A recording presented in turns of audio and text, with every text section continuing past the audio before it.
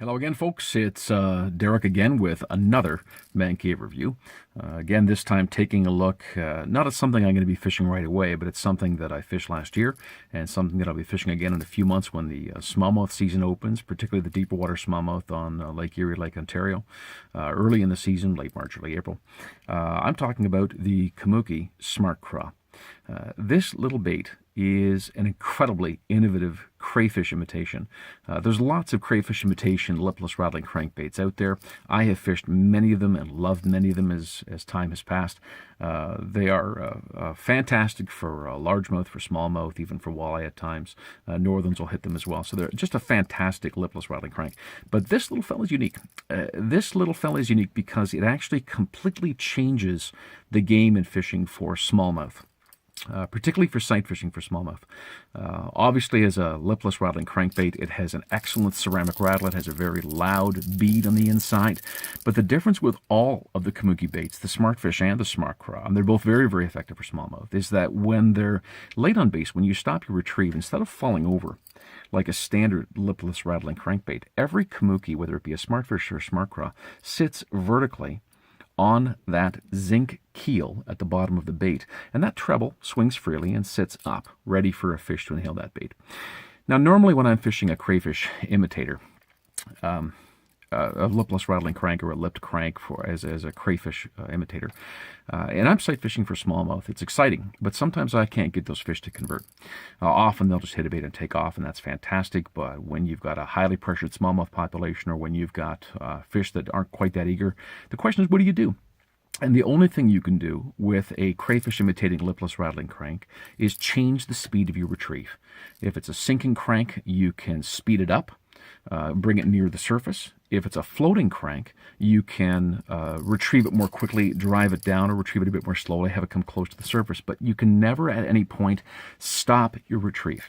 And that's actually not natural. That's not the natural presentation of a crayfish. Generally speaking, a crayfish, as it's running from a smallmouth, is going to skitter for 10 or 15 feet, then stop. Maybe even 3 or 4 feet, then stop.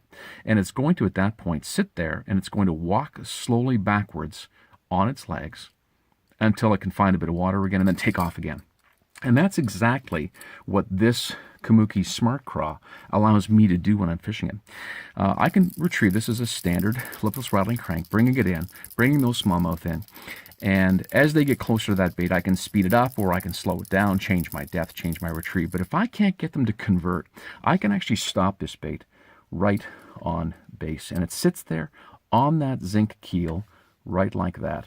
And when I stop it, all I have to do at that point is literally twitch it with my rod tip just to work it a little bit backwards like a crayfish would do.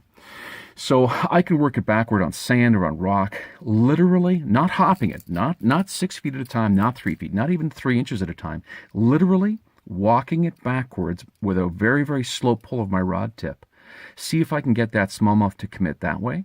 And if it can't, at that point I can take off with that bait again as a standard lipless rattling crankbait until I can see another flat surface, whether it be sand or whether it be rock, that I can settle that bait on again and try to get that smallmouth to commit again as a jig, functionally, on base, just bringing it back slowly on base until I can take off again.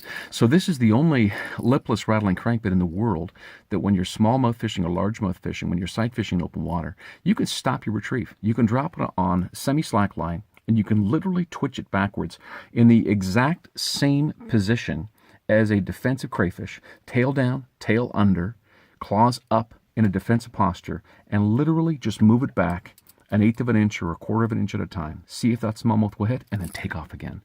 In my experience last summer, smallmouth cannot not hit this bait. The presentation of that Kamooki SmartCraw is so accurate against a real-life crayfish. They can't leave it alone. They will chase it indefinitely. I've had very few smallmouth peel off, and just the range of applications, speeding it up to bring it shallower, slowing it down to bring it slower, or actually stopping that retrieve is insanely successful for smallmouth that are foraging on crayfish. That comes in a variety of patterns. I've got about 6 or 8 of them. I've got, I think, all 6 of them here. Here are 2 of my favorites. This is the Black Fury and the Inferno.